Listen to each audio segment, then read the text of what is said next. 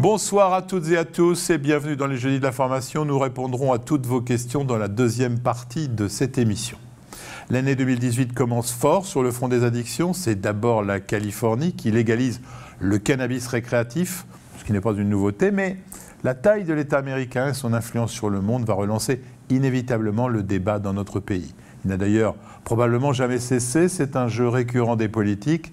Mais nous sommes une émission sérieuse, on essaiera de comprendre, d'autant que l'étau se resserre un peu avec le vapotage de cannabidiol et l'affaire du Buddha Blues, ce e-liquide, comme on l'appelle, contenant un dérivé ayant des effets équivalents à du THC à 95% et qui aurait des effets dévastateurs. Enfin, on ne compte plus aussi les détournements d'ordonnances. Nous ferons le point sur ce dossier avec un petit détour en fin d'émission par l'OMS qui vient de déclarer que le trouble du jeu vidéo, le gaming disorder, comme il l'appelle, sera bientôt une maladie et qu'il serait ajouté à la 11e classification des maladies qui sera publiée en juin prochain. Notre invité est le professeur Amin Benyamina. Il est jeune chef de service à l'hôpital Paul Brousse et brillant clinicien spécialisé dans l'addictologie. Bonsoir. Bonsoir. Alors je vous rappelle que vous pouvez dès maintenant poser vos questions à notre invité grâce à la boîte de dialogue située en dessous de votre écran. Bienvenue, professeur Benyamina. Merci de m'inviter, docteur Lemoine. Alors, on va s'appeler Amine et Jean-François, ce sera plus simple, hein, puisqu'on se connaît bien. Alors, une fois pour toutes, on va ouvrir le dossier de la dépénalisation du cannabis et prendre une décision définitive. Alors moi, je dis une fois de plus, on risque d'ouvrir le dossier. Je pense qu'il s'est passé des choses. Ça fait des années que la question du cannabis est une question qui est débattue, mais d'une manière stérile. Il y a deux phénomènes qui, à mon avis, nous amènent à réfléchir de manière un peu plus optimiste. La première des choses qui me concerne en premier chef, c'est l'avancée de la science et du savoir validé, l'evidence-based medicine. C'est-à-dire on a des preuves, on a des protocoles, on a des recherches, on a des éléments, on a de l'imagerie, de la génétique, une observation clinique et des éléments d'épidémiologie. Deuxième élément, c'est ce qui se passe dans le monde. La France, bien qu'elle n'ait pour l'instant encore pas décidé d'ouvrir le débat, comme il se doit, comme on le réclame. Attendez, vous dites, on n'a pas encore décidé d'ouvrir le débat. J'ai l'impression qu'il est ouvert depuis très longtemps. Mais c'est un débat qui n'est pas officiellement ouvert par les autorités politiques. Il n'y a pas à aucun moment un ministre de la Santé a dit, on ouvre le débat. On a des prises de parole comme ça, oui. Mais on n'a pas dit, OK, on va ouvrir le débat. On a eu un ministre qui a parlé. C'est en juillet. C'est le ministre de l'Intérieur qui a parlé de l'amende concernant le cannabis. Mais ce n'était pas une question de santé. On est dans une émission de santé. Ouais. Il a souhaité aborder la question par le mauvais biais. Oui, qui est la sanction. Alléger la paperasse pour la... Ce qui est dans son rôle de ministre. On va voir ce qui se passe ailleurs, mais déjà, j'aimerais qu'on sache ce qui se passe chez nous. Est-ce que vous avez une idée du pourcentage de Français ayant fumé du hashish ou du cannabis? Alors, pourcentage, c'est un bien grand terme. On sait à peu près 400 000 personnes qui ont consommé le cannabis. C'est essentiellement des pourcentages que l'on a par le Quand on dit qu'un Français sur deux a fumé une fois dans sa vie, oui, c'est ce qui est vrai. Ça veut dire un ministre sur deux, ça veut dire un médecin sur deux. Tout à fait. Voilà. Donc ça, en revanche, les fumeurs réguliers, vous dites qu'on sait à peu près combien on en a On en a très peu. On en a un peu moins de 5% des fumeurs réguliers. 5% de la population. Ouais. Pas très peu.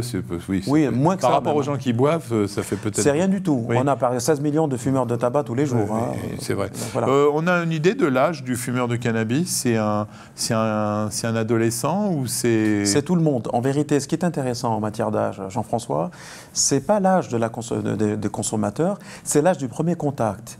Et c'est ce qui est extrêmement important pour nous autres. C'est le début, la précocité du contact qui nous semble important. Pour la chiche, on alors, évidemment, moi, j'ai souvent dit qu'on a, et ce qui est la vérité, on a baissé le contact du premier âge. Et récemment, j'ai vu quelques chiffres au niveau de l'OFDT. Ça tourne autour de 15-16 ans. Mais l'OFDT est une structure... C'est quoi l'OFDT ? L'Observatoire français des drogues et toxicomanies. C'est une structure qui manie des chiffres de manière claire et statistique. Mais le clinicien qui est le mien, que je suis, et que sont nos collègues qui nous voient, savent qu'on peut avoir affaire à des jeunes qui commencent à avoir des problèmes et qui ont commencé suffisamment tôt pour pouvoir le signaler. D'accord. Le sexe, est-ce que plus de garçons que de filles ou c'est à peu près...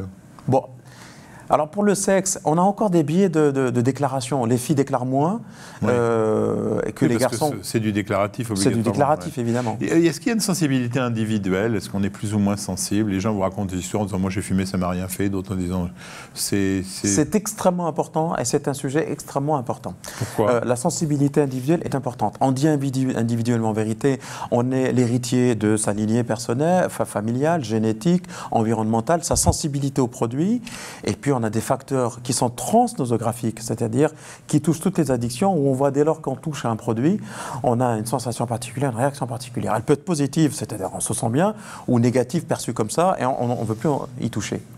Vous faites une différence entre hashish et cannabis ou c'est la Oui, même non, chose? mais bon, c'est des termes. Non, non, mais juste pour vous savez, il y a le cannabis, un médecin sur deux n'a pas fumé, donc il a besoin d'avoir quelques informations. Le cannabis, c'est le nom générique dans lequel vous avez de la résine, de l'herbe, du hashish, c'est tout ça le cannabis. Et donc en fonction des régions, en fonction des cultures, on parle de hashish, on parle de marijuana aux États-Unis, c'est tout ça. Donc quand on dit dépénalisation du cannabis, c'est dépénalisation du hashish et de toutes les formes. Absolument. Il n'y a pas des formes qui risquent d'être... par exemple, quand les Américains parlent de cannabis récréatif, ils n'ont pas parlé de hashish récréatif. Non, ils parlent du cannabis récréatif parce que c'est une forme qui est proposée de plusieurs manières. Ouais. Ça peut être du liquide, ça peut être de l'herbe, de la résine. On a légalisé toute cette forme en Californie. En Californie. Tout. Donc, ouvrir la porte au cannabis récréatif, c'est donc complètement dépénalisé. Alors, la distinction est extrêmement importante. Ouais. Il y a une histoire en Californie, aux États-Unis. Depuis 1996, les Californiens peuvent consommer du cannabis dans un cadre précis, ce qu'on appelle le cannabis thérapeutique. Alors évidemment, le thérapeutique aux États-Unis, c'est pas comme en Europe, parce qu'il existe évidemment des pays en Europe. Il existe en France aussi le cannabis thérapeutique. Absolument. Ce sont des formes, ce sont des galéniques qui répondent aux exigences de nos agences d'enregistrement. Aux États-Unis, le cannabis thérapeutique, c'est une ordonnance quasi de complaisance où ils allaient et ils revenaient avec un petit sachet. Donc, ils allaient acheter où Ils allaient acheter dans des endroits qui avaient en gros la possibilité, ils avaient l'autorisation de vendre. C'est tout ce qui est un peu compliqué. Ouais. Et depuis le 1er janvier 2018, c'est du cannabis, c'est tout le cannabis qui est autorisé avec un cadre. Hein. Donc ils ont fait cesser une hypocrisie. Non, ils ont évolué de manière claire. Et c'est quoi le cadre? Le cadre, c'est quoi? Le cadre, c'est-à-dire l'âge, la quantité, les structures dans lesquelles vous pouvez l'acheter, l'impossibilité de consommer. Si vous faites 10 magasins de suite, vous pouvez en acheter. Alors je ne sais pas dans le détail comment c'est organisé, mais je pense qu'ils vont essuyer les plâtres. Hein. Et puis vous ne pouvez pas consommer en public, un peu comme l'alcool. Mais aux États-Unis, vous savez que tout le monde consomme. Il suffit de mettre un petit sachet au parc. La grande hypocrisie de l'alcool aux États-Unis, tous ceux qui sont allés ont compris. Voilà. Bon, la Californie, c'est une étape importante parce que c'est quand même un État emblématique. 42 millions de personnes. C'est pratiquement 90 petite France. Surtout et avant tout, prescripteur de tendance, toutes tendances confondues. Et puis, c'est une capacité à essaimer sa culture dans le monde. Et puis, c'est un laboratoire à ciel ouvert, c'est le cas de le dire. Hein. Quels sont les pays où il y a un accès légal au cannabis? Alors, légal, il y a un pays qui est un pays emblématique, c'est l'Uruguay, qui a légalisé toute la filière de la fabrication jusqu'à la consommation, en passant par le système de distribution et la santé autour. C'est l'Uruguay. Et sinon, après, on rentre dans les méandres. De la Hollande, dont on parle depuis des années. C'est la dépénalisation. Oh, la Hollande, c'est le modèle à ne pas suivre. C'est le modèle hypocrite où vous pouvez consommer du cannabis avec une dose qui est limitée dans les coffee shops, mais derrière le comptoir, on ne sait pas qui le fabrique et comment ces coffee shops sont approvisionner. C'est ce qu'il ne faut pas faire. L'Espagne, il y a les cannabis clubs, c'est pas mal. C'est un système dans lequel il y a un fichier où les gens s'inscrivent, ils consomment dans un endroit et puis il y a un vrai filet. Si on vous demandait conseil, j'ose espérer que ceux qui vont s'emparer du dossier vous mettront dans ce dossier-là. Le modèle qui vous semble le plus cohérent, c'est lequel? C'est le modèle français, il faut le créer. On a un pays... C'est une belle réponse. 60 millions d'habitants, une vraie culture, c'est un pays cosmopolite, première drogue consommée. Ce qui me semble important à dire en tant que médecin et en tant qu'enseignant et en tant que président d'une fédération qui est la Fédération française d'addictologie, je ne suis pas un prosélyte du cannabis parce qu'évidemment j'ai des prises de position publiques, mais lorsqu'on a un produit qui touche autant la jeunesse et une loi qui n'est pas capable de les protéger et encore moins de sévir parce qu'elle n'est pas pour ça, il faut changer le système. Et on voit que partout dans le monde, on dose sur la loi, on change le modèle légal pour protéger, pour casser, le trafic, il est utile et important, urgent même, d'en discuter. Mais c'est quoi alors, le modèle à la française? C'est proposer un cannabis qui n'est pas un cannabis dangereux, parce qu'il y a des cannabis dangereux. C'est-à-dire la composition, plus dosé, moins dosé en THC, plus équilibré en cannabinoïdes. Donc une production étatisée. C'est ça la légalisation. C'est pas à moi de le dire ni de le faire. Ou alors que l'État regarde. Vous faites la régie française des cannabis, quoi. C'est-à-dire. Vous savez, ça a existé. Je suis pas sûr que. Moi, je suis un petit par rapport à ceux qui ont réfléchi à ça avant moi. Il y a une commission qui s'appelle la Global Commission qui siège à l'ONU, qui est composée d'anciens chefs d'État et notamment des pays latino-américains. Mais pourquoi il faut qu'on attende le modèle français? Pourquoi il n'a pas été mis ailleurs, ce modèle? Pourquoi ce modèle idéal que vous connaissez tous? C'est parce que le modèle français, le modèle dans les addictions, ne peut pas occulter la partie environnement, et culture et tradition. D'accord. Voilà. Pourquoi le modèle français serait meilleur que le modèle... Parce qu'il serait adapté à la France. Moi, je pense que ce qui se passe en Californie, d'accord. Ce qui se passe en Californie n'est pas exportable. Et alors, justement, tous les pays où... Il faut le créer, il faut l'inventer. Tous les pays où on a un peu libéralisé le cannabis, est-ce qu'ils s'en sont mordus les doigts ou pas? Pour l'instant, pas encore, parce qu'il faut du temps. C'est ce qu'il faut regarder quand même. C'est ce qu'il faut regarder. Vous êtes un scientifique. On a des observations intéressantes. Le Portugal, évidemment, c'est un pays qui a légalisé, qui a en quelque sorte encadré, le mot j'aime pas, c'est un mot valise, qui a encadré la consommation, la prise en charge des addictions. On s'est rendu compte qu'on avait plus de gens qui rentraient dans le système de soins, on avait moins de trafic et on avait en quelque sorte bloqué le delta de la production et de l'offre. Portugal, pays européen. Il n'y a pas un médecin qui nous écoute qui ne connaît pas les effets délétères de l'alcool. Ça, c'est la tradition française, on a tous appris ça pendant nos études. Les effets délétères du cannabis, on entend tout et son contraire. Alors, les effets délétères du cannabis, c'est d'abord avant tout la cible. Ce sont les jeunes.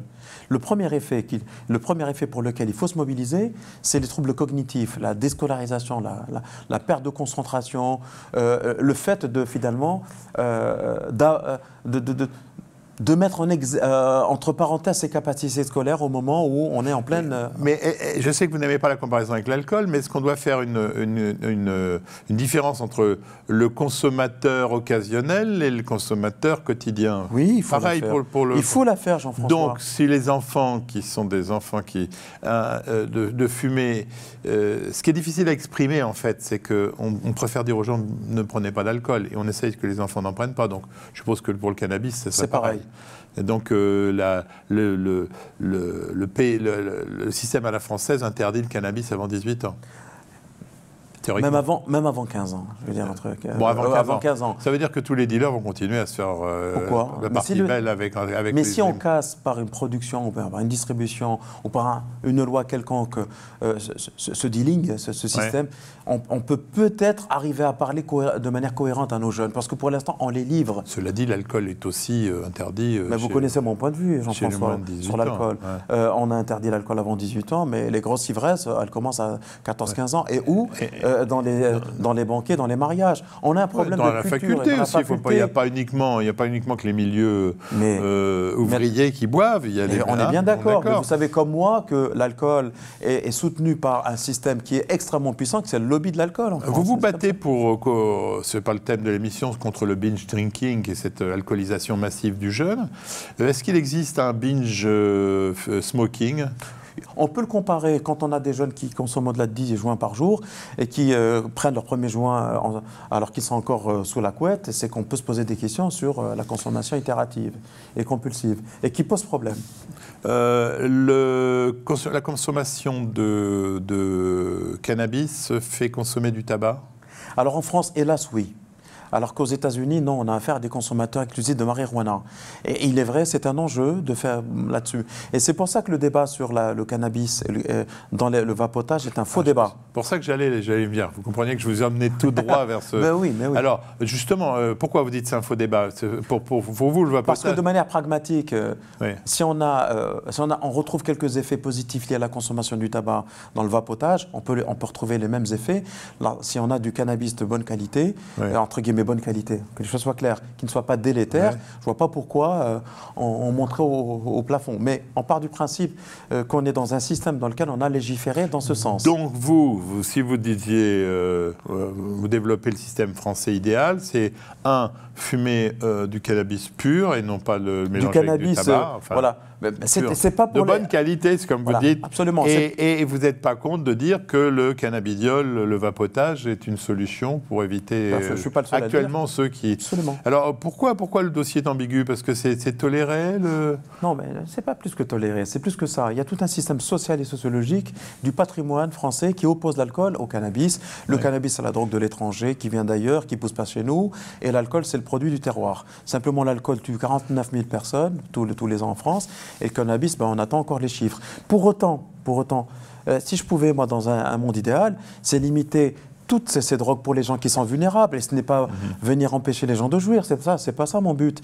Mon but en tant que médecin, c'est de dire, voilà, il y a un système qui a pris en otage toute la jeunesse et que toute la partie répressive et prohibitionniste a montré ses limites, pensant à autre chose. C'est tout. Et le Bouddha Blues, c'est quoi? J'ai vu passer cette polémique. C'est la même chose? C'est de l'AI de l'AI cannabis. Alors, par contre, je ne sais pas exactement, je ne me suis pas renseigné, mais je pourrais le faire, quelle est la composition exacte du cannabis qui est dans le Bouddha. Là, donc le vapotage, vous n'êtes pas contre. Alors la prise en charge, un médecin qui n'est pas spécialisé, c'est le cas de la majeure partie de ceux qui nous regardent ce soir, ils ont quand même un risque important d'être confrontés à un patient addict. Bien sûr. Alors comment ils font pour y penser devant une symptomatologie? De la même manière qu'ils doivent faire pour l'alcool, le tabac, c'est-à-dire faire un point, poser la question, ne pas heurter, essayer de voir où on en est. Il y a des questions simples à savoir.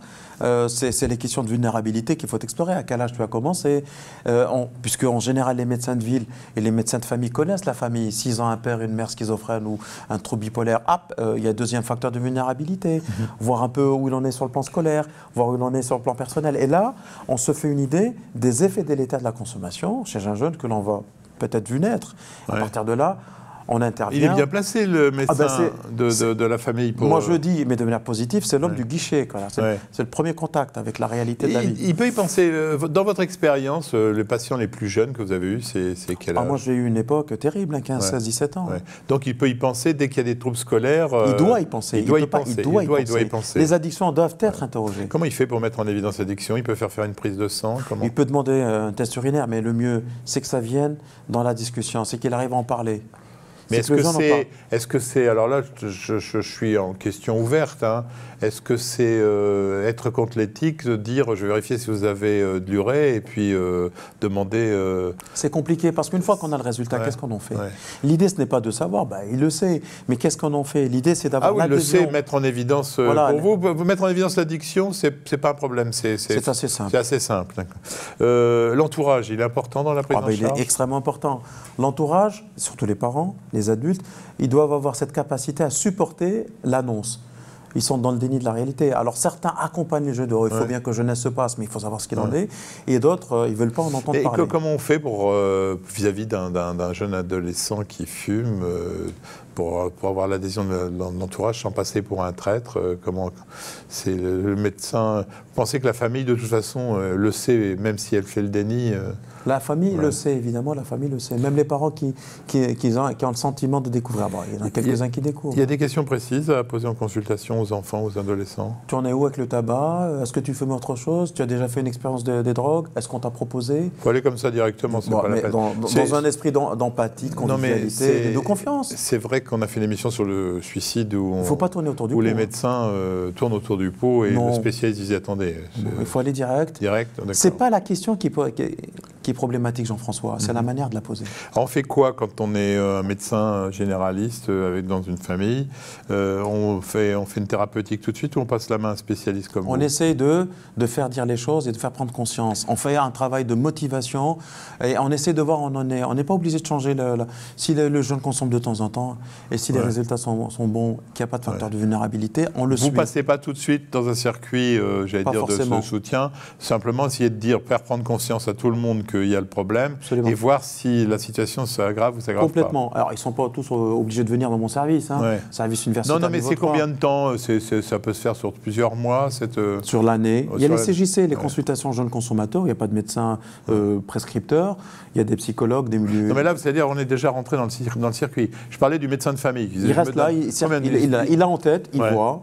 Et si jamais, évidemment, la situation... D'abord, parfois, il peut intervenir pour éviter que les conflits ne s'enveniment avec les parents. Parce que si le dialogue est rompu, il a un rôle à jouer pour maintenir le dialogue et rassurer les parents. Bon, psychothérapie de soutien, ça s'impose oui, essentiellement auprès des parents. Surtout les parents isolés. C'est pris en charge, ça ? Ça dépend, oui. On peut parfaitement faire des notes, oui. Je pense, oui. Traitement médicamenteux, il n'y en a pas Il n'y en a pas, mais bon, on met en place un traitement. Oui, si, il y a quelques protocoles. Évidemment, il n'y a pas le médicament qui fait arrêter l'addiction.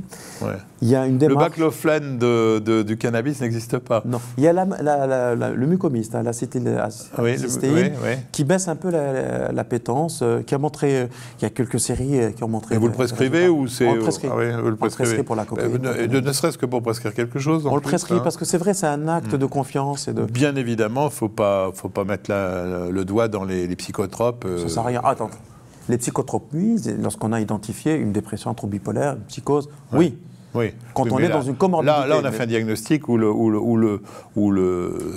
je pense que le diagnostic, l'entrée dans la maladie n'est pas uniquement le cannabis. Sûrement pas. Il y a d'autres signes. C'est ce que je vous ai dit, évidemment. Et puis surtout, c'est le travail de motivation, faire une balance décisionnelle, montrer l'intérêt à maintenir la consommation, parce qu'on a les copains, et puis c'est l'âge, et les risques liés à maintenir cette consommation. Le chef d'orchestre, c'est qui ? C'est le médecin de famille ou le médecin spécialiste ? C'est moi, toujours le médecin de famille. Mais centré sur le patient. Centré sur le patient. Toujours. Vous communiquez comment ? Vous allez me dire bien, mais en fin de compte, ils vont tous nous dire que le docteur Benyamina, j'ai pas reçu un truc depuis au moins 2 ans, non ? C'est possible. Non, mais comment vous faites ? Ils peuvent m'appeler, m'engueuler, c'est pas un problème. C'est-à-dire que vous, les psychiatres, vous avez plus de facilité pour correspondre peut-être d'avoir... Un peu plus, oui. Non, mais c'est plus facile lorsqu'on a un service et on a une équipe qui travaille sur le secteur, c'est mon cas, et un service d'addicto qui est en contact avec les autres services. Mais je peux comprendre certains collègues en ville qui font beaucoup de psychothérapie, qui sont très souvent psychanalystes à Paris et puis dans les grandes villes, ils ont quelques difficultés. Vous trouvez qu'on a des moyens suffisants pour lutter contre... Surtout pas. Surtout pas. On n'en a pas tant que ça. Franchement, vous savez dans quel état est la psychiatrie. Bien sûr. Les addictions, c'est une discipline émergente. Parce que j'ai vu que les psychiatres étaient très fâchés en ce moment, surtout les psychiatres hospitaliers. Vous en faites partie, vous êtes très fâché aussi. Je suis fâché, forcément. J'ai quelques satisfactions parce que je suis dans une discipline dans laquelle il y a beaucoup de spécialités qui convergent. On n'a pas beaucoup de moyens, on a beaucoup d'espoir, on a beaucoup d'envie. Vous êtes très spécialisé, vous faites de la psychiatrie addictologie pratiquement ce qu'on appelle les comorbidités. À 100%. Pratiquement. J'ai quand même un fonds de patients à moi. Mais vous savez, les comorbidités sont plus une règle qu'une exception. Donc quand on cherche, on trouve, ne serait-ce que le tabac. On pourra rediscuter pendant des heures avec vous, mais on va passer à un autre sujet. En conclusion, quand je lis un peu partout dans la presse, dans la littérature, on dit que personne n'est à la hauteur des enjeux. Les médecins, pour commencer, c'est ce que c'est un peu sévère. Mais les médecins sont seuls. Attendez, la santé, c'est pas que le médecin. On a besoin d'avoir un partenaire extrêmement important à l'écoute des politiques qui décident. Alors les politiques, pas du tout à la hauteur Non, ils ne sont pas à la hauteur. Il faut qu'ils soient sensibilisés. Là, vous avez espoir quand même. Vous avez une ministre qui est médecin. Je pense que cette ministre, pour ce qu'elle a fait, ouvre des espoirs. Je voudrais vraiment qu'elle soit écoutée. Elle est capable d'aller se battre contre les antivaccinaux. Elle peut se battre demain contre... Mais elle a déjà montré son intérêt pour les addictions. Quel est le risque aujourd'hui pour un homme politique d'ouvrir le débat ? Aucun. C'est bien ça que vous écoutez, c'est plutôt positif. Aucun. Il faut simplement lui rappeler que c'est un sujet de société et ce n'est pas une niche dans la médecine. Et donc on dit qu'en fin de compte, à pas à la hauteur des enjeux, l'entourage aussi, puisque le déni est quand même un des facteurs. Il est partagé. En même temps, c'est un sujet particulier. Chacun dans sa famille, dans son intimité, a une histoire à raconter sur les addictions. Et chacun a un point de vue qui n'est pas un point de vue d'expert, mais un point de vue très passionnel. Donc l'idée, c'est de dépassionner et de s'entourer, d'utiliser ce que la science nous donne et l'observation dans l'environnement nous apporte pour se faire son opinion. Alors on aurait pu faire toute l'émission sur les addictions au cannabis. D'ailleurs, vous le souhaitiez, mais l'actualité nous rattrape aussi et il y a eu beaucoup de bruit depuis quelques semaines sur cette décision de l'OMS de dire, on va faire de l'addiction au jeu une maladie. ce qui moi m'a surpris, parce que je pensais que, sincèrement, au fond de moi-même, que c'était depuis très longtemps une maladie. Bien non, l'OMS qui fait la liste des maladies va la mettre. Donc ça vous a surpris Non, très peu. Alors l'OMS a été subtil parce que vous savez que l'OMS colle avec 1, 2, 3 ans de différence avec une autre classification qui fait autorité, la classification du DSM. La classification américaine qui n'a pas mis... Enfin, qui fait autorité aux États-Unis, mais pas forcément avec la psychiatrie française. Oui, non, mais la psychiatrie française, vous pouvez me la définir, Jean-François? Non, mais bon, on ne va pas rentrer dans ça. Non, 10 000 psychiatres en France, dont beaucoup de psychanalystes, donc qui refusent le décès. Faut le savoir. Non, mais bon, vous, la jeune, on va dire, les jeunes psychiatres, le DSM, qui est donc, je pense que tous les médecins qui nous écoutent le savent, la classification américaine qui en est au numéro 5 ou numéro 5. Pour vous, c'est quelque chose de... C'est un outil. Bon. Un outil. Et l'addiction au jeu fait partie du DSM? Non, le jeu pathologique dans le DSM, mais l'addiction aux jeux vidéo n'en fait pas partie. Mais c'est très bien que la CIM soit à l'avant-garde. Moi, je trouve que c'est excellent de faire ça. Il faut dire que les jeux vidéo, ça date d'hier. Non, ça date d'il y a un certain temps quand même. Absolument, mais les populations... Et par contre, ce qui est intéressant à mettre en exergue avec cette décision, c'est que l'industriel qui fabrique les jeux ont intégré des notions de neurosciences et ont mis en place des programmes pour rendre les jeunes encore plus addicts. C'est là-dessus que le fait de classifier le jeu vidéo comme une maladie peut nous aider à mieux limiter la pénétration de ces industriels dans le cerveau de nos enfants. Alors dans l'addiction aux jeux vidéo, il y a l'addiction, il y a le problème du dealer. Et le dealer, c'est le smartphone, l'ordinateur, la Française des jeux. Tout le monde. Ça, c'est les dealers. Tout le monde. D'accord. Il va falloir produire, créer, discuter, avoir des chartes de bonne conduite. Et ce qui est intéressant, pardon, je vous interromps, Jean-François, ce qui est important, c'est qu'on a des jeunes qui sont plus intelligents que nous à la même époque. Parce que les jeux vidéo, ces jeux-là développent l'intelligence, les rendent plus... Et c'est un outil pédagogique important. Ce matin, pas plus tard que ce matin, j'ai écouté Stanislas Dehaene, vous le savez, qui vient d'être bombardé, tant mieux, par le ministre de l'Éducation comme président du Conseil scientifique de l'Éducation nationale. Et on lui a posé la question, il a dit, mais c'est merveilleux, vous ne savez pas que... C'est merveilleux, mais simplement, l'addiction n'est pas loin. Il faut faire attention. C'est merveilleux comme le téléphone, c'est merveilleux comme l'ordinateur. Je vous dis, c'est pour ça que j'ai mis les mots dealer, parce que c'est l'utilisation. Alors bon, vous êtes devenu une sorte de, ça va vous plaire, de chevalier Bayard de la société de consommation. Pour pas empiler des banalités, les médecins qui nous regardent, à quel moment on doit s'inquiéter dans une famille? Je ne parle pas de l'addiction au jeu d'argent, ça c'est plus simple, et puis c'est pas nouveau. Bien sûr. Mais à quel moment on doit s'inquiéter? Et là, il n'y a pas une question d'adolescence, ça commence tout petit, de l'addiction d'un enfant, voire même d'un adulte. C'est quand il y a un problème relationnel? Alors, il y a les problèmes relationnels, de vous à moi, on les a tous. Moi, quand je pars en vacances en ce moment, ma hantise, c'est je demande à tout le monde d'arrêter. Voilà. Ils ne regardent même plus la télé. Vous demandez d'arrêter, vous n'êtes pas... J'essaye. Vous n'êtes pas du genre à regarder... Je ne suis pas un bon exemple et je peux vous l'assurer, je ne suis pas un bon exemple. Vous arrivez à partir en vacances sans avoir de connexion Internet? Sûrement pas, c'est compliqué, mais c'est le cas de tout le monde pratiquement. C'est la réalité. Bon, alors le problème, c'est que c'est une question de curseur. Ce n'est pas parce qu'il est sur son jeu vidéo, sur son téléphone toute la journée, qu'il est malade. En revanche, lorsque les séquences de plaisir qui jusqu'à présent étaient investies sont oubliées au bénéfice du jeu, on se pose des questions. Lorsqu'il refuse d'aller voir les potes, c'est pas parce que vous l'appelez, il vient pas à table. Et je sais combien les mamans et les papas sont excédés par ça. Moi, le premier. Non, c'est pas un critère. En revanche, lorsqu'on voit que ce qui était précédemment investi, qui est un facteur hédonique de plaisir, est oublié au bénéfice, au profit des jeux, là, on commence à tirer la sonnette d'alarme. Donc on revient, comme tout à l'heure, quand vous parliez du cannabis, quand il y a un changement d'attitude pathologique, c'est-à-dire qu'avec des traductions pathologiques, c'est à ce moment-là qu'il faut aller chercher. Et dans les pistes, il y a l'addiction... Il y a l'addiction au jeu. Et là, on met en place une stratégie de prise en charge, comme vous le savez, Jean-François. Ah non, je ne le sais pas. C'est quoi? Basée sur les thérapies comportementales, de déconditionnement. Comment vous faites? Non, mais allez-y, on a le temps. C'est essentiellement de travail TCC. C'est-à-dire, là, je fais un contrat avec mes enfants, ou bien mes patients. On leur dit, tu vas avoir ton téléphone, mais à partir de 18h, tu le fermes vraiment. Si tu n'es pas bien, on peut discuter. Vous savez, une addiction, c'est un signe. Les limitateurs, par exemple, les limitateurs d'utilisation de temps sur les ordinateurs ou les téléviseurs, c'est quelque chose. C'est très bien aussi. On n'en voit pas une promotion plus. Maintenant, oui. Vous savez, l'avantage de classifier, c'est qu'on a l'autorité dites par des gens qui ont autorité. Et il va y avoir des communications là-dessus, en fait. Évidemment.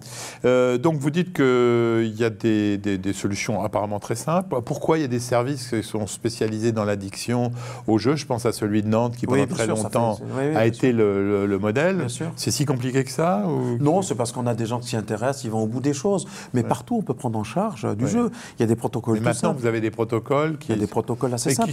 Qui ne marchent que par l'éviction. Alors, pas forcément. Il y a de l'empathie de l'éviction, mais pas que. On fait un travail de déconditionnement par palier. On voit ce qu'il y a derrière. On peut avoir aussi des garçons et des filles déprimés. On peut retrouver des choses étonnantes et intéressantes et parfois même inquiétantes. Alors, tout ça, ça s'explore. J'ai vu en préparant cette émission qu'il existe de nombreux tests sur Internet pour théoriquement savoir si on est addict ou pas. Bon, il y a tout et... Oui, mais enfin, quand on a dit ça, on n'a pas répondu. Bon, il y a des possibilités de voir sur Internet. Il y a des sites. Il y a des sites très sérieux. Par exemple, vous êtes dans des sociétés savantes extrêmement puissantes, qui ont un petit peu de moyens. Vous n'avez pas fait ce genre de... Si, on a fait dans la Fédération française d'addictologie, vous savez, il y a plus d'une vingtaine d'associations et de sociétés savantes et de structures d'associations d'usagers. Et puis, il y a un site Internet que je vais citer, c'est addicted.fr, dans lequel on peut se tester, on peut avoir une idée, et on a aussi une géolocalisation des structures où on peut se faire soigner. Mais écoutez, on va passer tout de suite à vos questions. Il y en a de nombreuses qui nous sont arrivées. Et puis, on va ouvrir sur un autre aspect des addictions que j'avais peut-être oublié de questionner notre invité. À tout de suite.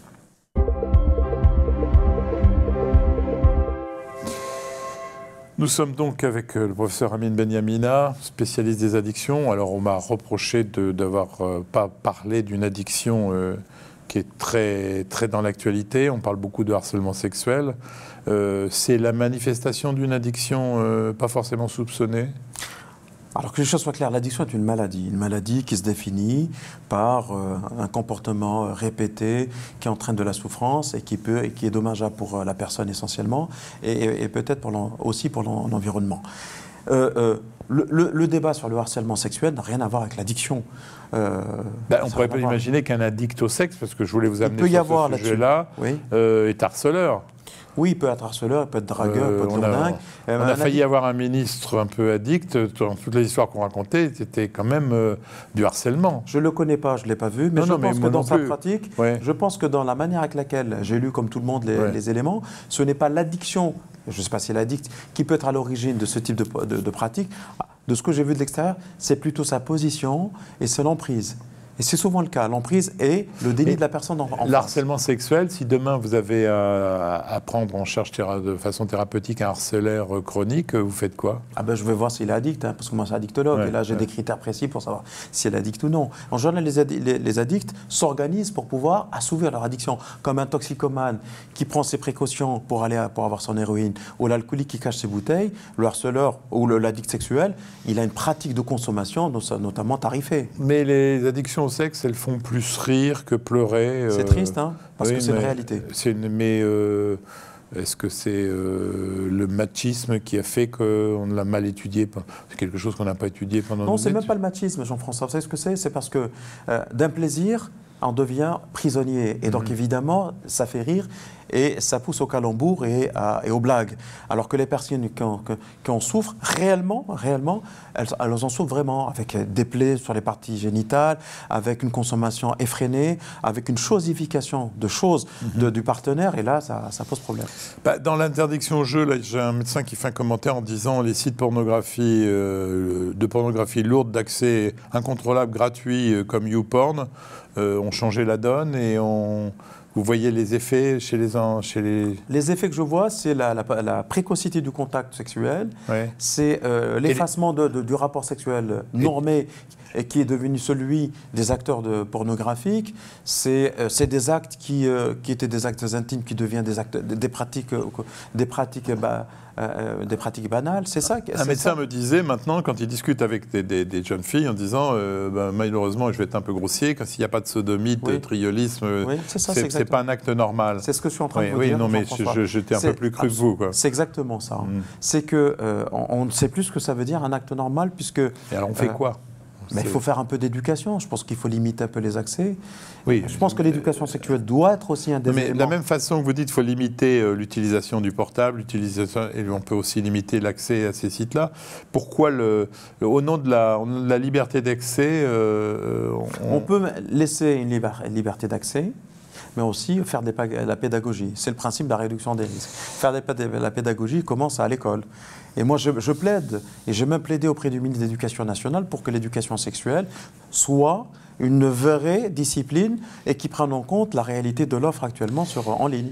Alors un médecin me dit qu'on pensait bien de parler du cannabis, de l'alcool, mais on ne parle pas des nouveaux produits qui, paraît-il, fleurissent dans les boîtes de nuit. Alors, il a 10 fois raison. Les nouveaux produits de synthèse, les NPS, c'est les psychostimulants, c'est autour des catinones. Et il y a un phénomène terrible, c'est qu'on a des populations qui, de nouveau, risquent d'être décimées. C'est la population gay qui pratique la sexualité à outrance en utilisant ce type de produits, ce qu'on appelle les slammers, le chemsex. C'est une tendance qui revient. Ça, c'est des facilitateurs de... Ah oui, c'est des facilitateurs du sexe. Ça amplifie le plaisir, mais surtout, c'est des prises de risque. Les prises de risque c'est quoi ? C'est la contamination, c'est les problèmes... Non, mais je suis d'accord, mais le côté addict, Alors, ils ne sont pas forcément tous addicts. Ils sont addictifs. Non, ils sont sur des prises de risque avec des produits addictifs. D'accord. Alors, certains, à un moment donné, continuent. Vous avez parlé d'Élie, Jean-François, en début d'émission, à penser qu'ils maîtrisent, et au bout d'un moment, ils ne maîtrisent pas. Ils se réinfectent. Moi, j'ai des patients qui sont à leur 3e cure d'hépatite C. Certains sont, évidemment, consomment de manière préventive des précautions pour le HIV. Donc, on est sur une nouvelle culture qui est inquiétante. Autre sujet mal apprécié par le corps médical, nous dit un de nos internautes, l'addiction médicamenteuse. Car là, si on est honnête, on connaît le dealer, il a pignon sur rue. C'est un médecin, je suis un peu trop brutal, me dit-il. Alors, ce qui est intéressant à dire là, c'est qu'actuellement, on est en 2018, on vit la plus grande épidémie d'overdose aux États-Unis et au Canada. Oui, d'ailleurs, l'espérance de vie a diminué à cause des overdoses. Il y a 200 personnes qui meurent tous les jours aux États-Unis par les opioïdes. Pourquoi ? Parce qu'il y a un système. Ce n'est pas les médecins, c'est un système 274. C'est énorme. Voilà. Vous êtes encore plus précis que moi. Il y a un système qui a lâché finalement la prescription pour des douleurs de manière complaisante auprès de gens qui n'ont pas été... Ce n'est pas le cas en France, qui n'ont pas été suffisamment prévenus de l'importance de ces produits, comme par exemple le fentanyl. Il a un pouvoir antidouleur et de dépendance qui est 100 fois celui de l'héroïne. Donc on est sur un système qui est devenu fou. Le médecin prescrit dans un cas... Notre confrère qui est le médecin dealer, il a raison. Voilà. Mais il est dealer malgré lui. Attendez. Nul n'est censé ignorer les effets secondaires, si j'ose dire. Mais le fentanyl, c'est un produit qui normalement devait rester dans un cadre totalement privé, quasi confidentiel, est devenu une prescription à la manière de ce qu'on pourrait appeler du paracétamol à une époque en France. Ça, peut-être la dernière question. Le même médecin dit les médecins toxicos, ils sont nombreux, c'est un sujet tabou. Quelques médecins toxicos, comme... Non, mais c'est plus tentant quand on est médecin, peut-être, d'utiliser ces... Alors, c'est vrai qu'on est très mal placé. Alors, on a fait un travail, nous, à l'hôpital Paul Brousse. On est allé interroger sur les addictions et sur les pratiques de consommation des produits chez les étudiants en médecine, les internes en médecine, les 4600. Et c'est vrai qu'on a des retours intéressants. Je ne manquerai pas de vous mettre en copie dès lors que les résultats, on est en train de les consulter, les compulser et que l'article sort, Jean-François. Mais sans trahir de secret, vous avez des médecins dans votre clientèle au même titre? On a des médecins. Qui se rendent compte qui se rendent compte et qui se font soigner, tout à fait. Écoutez, on va arriver au moment de la conclusion. Vous avez vu comme le temps passe vite avec Amine Benyamina. 40 Surtout minutes. avec vous, Jean-François. Non, 40 minutes, c'est toujours trop court, mais c'est le format et on ne déroge pas parce que il y a une vie après la médecine. Alors vous décrivez un chantier qui donne un peu envie de baisser les bras tant il est vaste, si je résume un petit peu ce que j'ai ressenti. Et peu aidé par les gouvernements successifs, malgré les ministres de la Santé plutôt motivés, mais qui ont des comptes à rendre économiques pas forcément compatibles avec... Alors ça, c'est le résumé de ce que j'ai ressenti. Maintenant, j'attends votre conclusion. Eh bien, écoutez, vous savez que l'addiction, c'est une pathologie qui est particulière à l'impied dans la société, dans la science et dans la psychologie. C'est le triptyque classique. Et évidemment, là où il y a du plaisir, il y a de l'argent à proposer, parce qu'on propose du plaisir à acheter, c'est par exemple les drogues et l'alcool. Il y a des conflits, ce qu'on appelle les conflits économiques. Et moi, c'est le président de la Fédération française d'addictologie. Je plaide pour que, clairement, il y ait un équilibre. Je ne veux pas, pour ma part, tuer la filière viticole. Je ne veux pas tuer l'industrie pharmaceutique. C'est pas ça mon but. C'est pas le but des addictologues. En revanche, on demande aux politiques de faire preuve de mesure, d'équilibre et qu'on y réfléchisse et qu'on se pose, il y a possibilité de maintenir la filière économique et évidemment de protéger la santé publique. C'est la raison pour laquelle, Jean-François, j'ai pour ma part, en tant que président de la FFA, envoyé un courrier il y a un mois, je n'ai pas encore la réponse au président de la République, Emmanuel Macron, pour que les addictions soient grande cause nationale pour l'année 2019. J'espère qu'on sera entendu et j'espère qu'il verra votre émission. Alors, je ne vais pas la faire à la Drucker en disant mais bien sûr, le président regarde les jeudis de l'information. Par contre, je sais qu'il y a des gens dans son entourage et dans sa famille et dans les gens qui travaillent avec lui qui regardent cette émission. Donc, j'espère qu'ils auront entendu votre message. Eh bien, écoutez, professeur Amine Benyamina, je vous remercie. Merci de m'avoir invité. Et puis, vous reviendrez parce qu'il y a plein de choses dont on n'a pas abordé. J'ai eu plein de questions. Avec plaisir. Voilà. Je vous rappelle l'adresse mail des jeudis de l'information pour vos commentaires et suggestions. Sur une émission comme ça, elle devrait être nombreuse. Vous êtes assez fidèles. Je passe quelques heures à lire vos commentaires, mais c'est toujours plaisant. jdflemoine@gmail.com. Pour revoir nos émissions, il suffit d'aller sur le site de fréquencemédicale.com. N'oubliez pas de liker les émissions, c'est important. YouTube adore les likers. Donc, vous savez, c'est le pouce levé. N'oubliez pas, c'est important. Et puis, on se retrouve la semaine prochaine. Bonne fin de soirée à tous.